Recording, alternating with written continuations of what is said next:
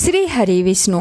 मित्रों, पितृपक्ष के दौरान आने वाली यह एकादशी न केवल जीवितों के लिए कल्याणकारी है, बल्कि हमारे उन पितरों के लिए भी अमृत तुल्य है जो किसी कारणवश अभी तक उच्च लोकों को प्राप्त नहीं कर पाए। शास्त्रों में कहा गया है, एकादशी व्रत समम नास्ति पाप प्रशमनम पृथ्व्याम, अर्थात इस पृथ्वी पर एकादशी से बढ़कर पाप नाश करने वाला कोई व्रत नहीं। इसलिए आज हम जानेंगे इंदिरा एकादशी का महत्व, इससे जुड़ी प्राचीन कथा और इस व्रत को करने से मिलने वाले अद्भुत फल के बारे में। पहले हम जानते हैं पितृपक्ष और एकादशी का संबंध। आप सभी जानते हैं कि भाद्रपद और आश्विन मास में पितृपक्ष आता है। इन 15 दिनों में हम अपने पितरों का तर्पण, श्राद्ध और पिंडदान करके उनके लिए श्रद्धा और कृतज्ञता प्रकट करते हैं।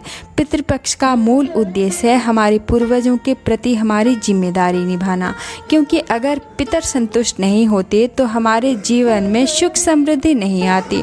इसी पितृपक्ष के दौरान आती है इंदिरा एकादशी। धर्मशास्त्रों में स्पष्ट कहा गया है कि यदि कोई व्यक्ति इंदिरा एकादशी का व्रत करे तो उसके पितर नरक और यम यातना से मुक्त होकर स्वर्ग लोक चले जाते हैं, अर्थात यह व्रत पितरों की मुक्ति का द्वार है। अब श्रोताओं, आइए सुनते हैं इस व्रत की पौराणिक कथा। बहुत समय पहले सत्ययुग में महिष्मती नगरी में एक पराक्रमी और धर्मात्मा राजा शासन करता था। उसका नाम था राजा इंद्रसेन। राजा इंद्रसेन अत्यंत धर्मप्रिय, दयालु और प्रजापालक था। वह हर दिन ऋषियों की सेवा करता, देवताओं की पूजा करता और अपनी प्रजा को न्याय देता। उसकी नगरी में लोग सुखी और समृद्ध थे। सब जगह धर्म की ही बोलबाला था।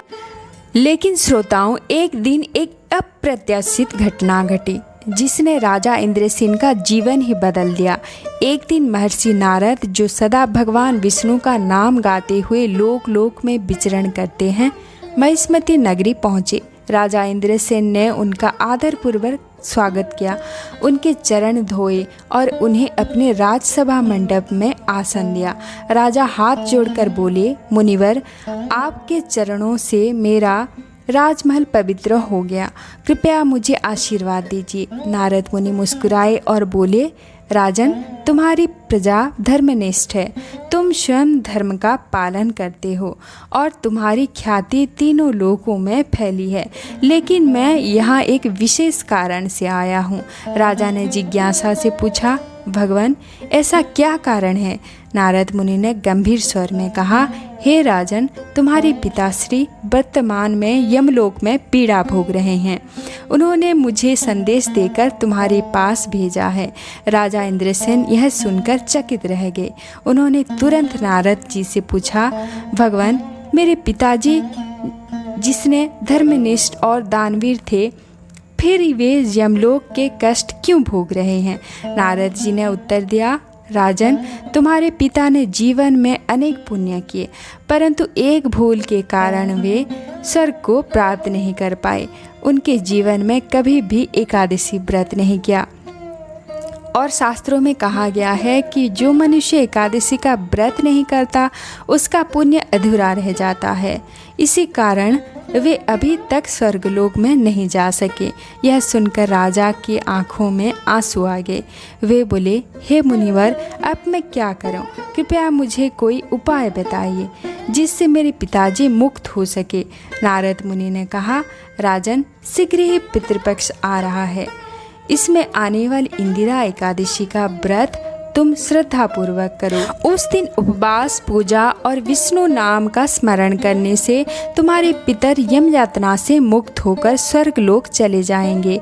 यह व्रत इतना शक्तिशाली है कि यह न केवल तुम्हारे पिताजी की मुक्ति देगा, बल्कि तुम्हें भी असीम पुण्य का फल प्राप्त होगा। राजा ने यह सुनकर प्रणाम किया और कहा, भगवान, मैं अवश्य ही इंदिरा एकादशी का व्रत करूंगा। आपका धन्यवाद। कि आपने मुझे यह दिव्य मार्ग दिखाया। नारद मुनि ने वचन सुनकर राजा इंद्रसेन का हृदय पितृभक्ति और करुणा से भर गया। उन्होंने अपने राजपुरोहितों को बुलाया और उनसे कहा, गुरुदेव, अब मैं पितृपक्ष में आने वाली इंदिरा एकादशी का व्रत करूँगा। मुझे इसके लिए हर नियम और विधि की जानकारी दीजिए। राजपुरोहितों ने वेद और पुराणों का संदर्भ लेकर कहा, राजन, यह व्रत विशेष रूप से पितरों की मुक्ति के लिए होता है। इसके पालन से तीनों लोकों में यश मिलता है। जो इसे करता है वह स्वयं तो स्वर्गलोक जाता ही है, साथ ही उसके पितर भी उच्च लोक को प्राप्त होते हैं। राजा ने निश्चय किया कि वह पूर्ण श्रद्धा, नियम और शुद्ध मन से यह व्रत करेंगे। शास्त्रों में कहा गया है कि किसी भी व्रत का आरंभ 10वीं तिथि से करना चाहिए। 10वीं के दिन साधक को नियम पूर्वक आचरण करना चाहिए। राजा इंद्रसेन ने भी ऐसा ही किया। उन्होंने 10वीं के दिन प्रातःकाल स्नान किया, देवताओं की पूजा की और ब्राह्मणों को भोजन कराया। फिर उन्होंने स्वयं को संयमित किया।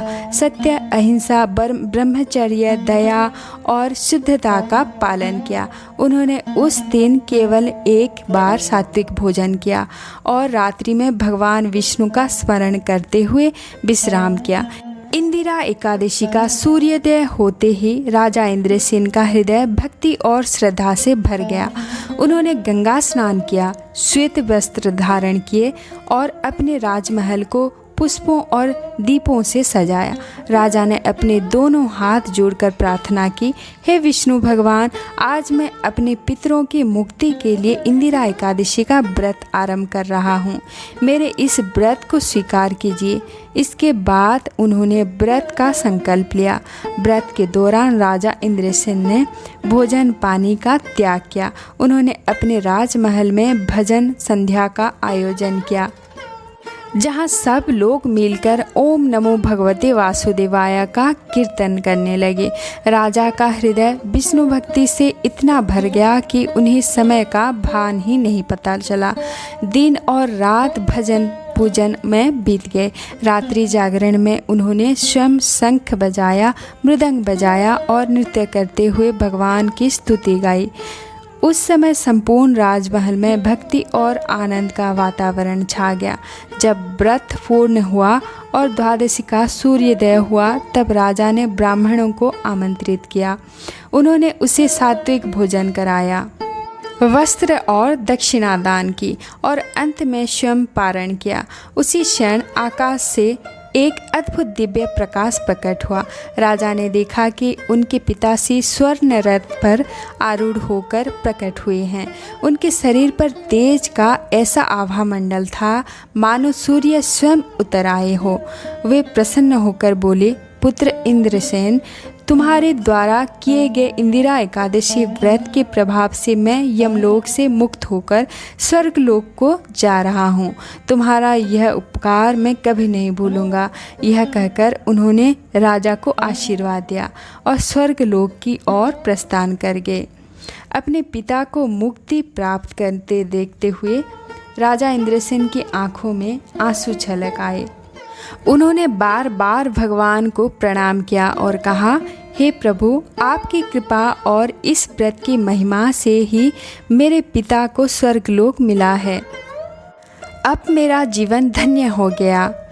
उस दिन से राजा इंद्रसेन प्रतिवर्ष भक्ति और श्रद्धा के साथ इंदिरा एकादशी का व्रत करने लगे और उनकी प्रजा भी इस व्रत का पालन करने लगी।